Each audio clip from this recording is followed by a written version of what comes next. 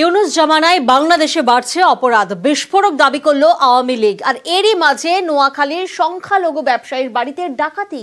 ইউনুস সরকারের উপর অনাস্থা বাংলাদেশের গণ অধিকার পরিষদের। সব মিলিয়ে বেজায় চাপে মোহাম্মদ ইউনুস।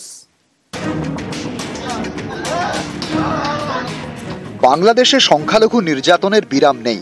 এবার টার্গেট নোয়াখালীর সোনার ব্যবসায়ী প্রণব কুমার।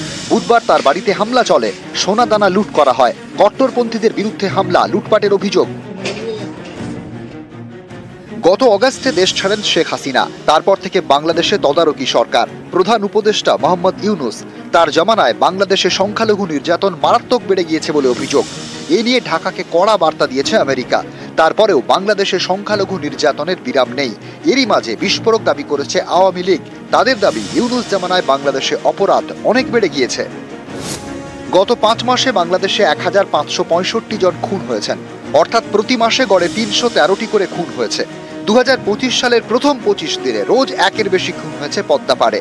ইউনুস জামানায় চুরি, ডাকাতি এবং অপহরণের ঘটনাও বেড়ে গিয়েছে বলে দাবি আওয়ামী লীগের। গণ অধিকার পরিষদ ছিল শেখ হাসিনার বিরুদ্ধে, তারা ছিল তদারকি সরকারের পাশে। এখন সেই সংগঠনই ইউনুস সরকারের বিরুদ্ধে সুর চড়াচ্ছে।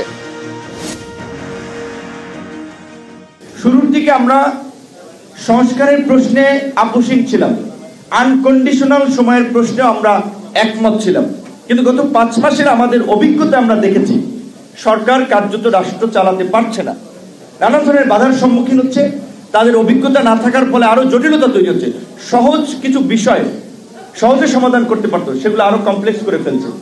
তো এই পরিস্থিতিতে আমাদের এটা উপলব্ধি হয়েছে, একটা নির্বাচিত সরকার ছাড়া, রাজনৈতিক সরকার ছাড়া রাষ্ট্রের এই পরিস্থিতিতে দেশকে পরিচালনা করা সম্ভব নয়। ফেব্রুয়ারিতে বাংলাদেশ জুড়ে ধর্মঘটের ডাক দিয়েছে আওয়ামী লীগ। অন্যদিকে শেখ হাসিনার বিরুদ্ধে তদন্ত শুরু করেছে তদারকি সরকার। হাসিনার বিরুদ্ধে আর্থিক দুর্নীতি তদন্ত শুরু করেছে 3 এজেন্সি। এ নিয়ে অনেকের প্রশ্ন, আওয়ামী লীগ ধর্মঘট ঘোষণা করতেই কি পাল্টা ময়দানে নেমেছে তদারকি সরকার? এতেই স্পষ্ট কতটা চাপে রয়েছে ইউনুস সরকার। তারা নানা উপায়ে আওয়ামী লীগকে হুমকি দিচ্ছে, কখনো ইউনুস সরকার, কখনো বিএনপি। এরকম আন্ডারগ্রাউন্ড পার্টি, এরকম আত্মগোপন করা পার্টি দিয়ে হরতাল করা যায়? বাংলাদেশ ভারত সম্পর্ক যাবে mutual respect to each other. কোন অগণতান্ত্রিক সরকারকে, কোন অগণতান্ত্রিক শাসন ব্যবস্থাকে যদি বিদেশি কোন রাষ্ট্র যদি লালন পালন করে, সেটা বাংলাদেশের জনগণ মানবে না। কত বড় নির্লজ্জ বেহায়া হলে তার চেলা চামুন্ডা পর্যন্ত, গ্রাম পর্যায়ে পর্যন্ত তার কোনো চেলা চামুন্ডা নাই, সব আত্মগোপন করেছে। নিউজ 18 বাংলা। আর এরকম একটা অস্থির পরিস্থিতিতে বাংলাদেশের সংখ্যালঘু নির্যাতনের হার হিম তথ্য। সে দেশের হিন্দু, বৌদ্ধ, খ্রিস্টান ঐক্য পরিষদ আজ এক চাঞ্চল্যকর পরিসংখ্যান সামনে এনেছে।